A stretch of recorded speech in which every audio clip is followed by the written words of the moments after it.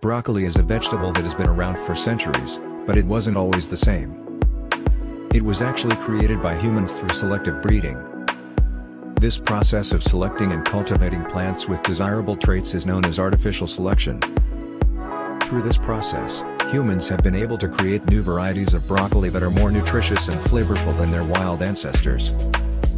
Broccoli is now one of the most popular vegetables in the world, and its popularity can be attributed to its health benefits. It is high in fiber, vitamins A and C, calcium, iron, and other essential nutrients. It also contains antioxidants that can help protect against certain diseases such as cancer and heart disease. In conclusion, broccoli is a man-made food that has been created through artificial selection over centuries of cultivation by humans.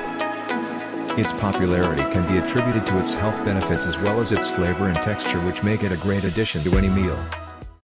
If you like this video, like and subscribe.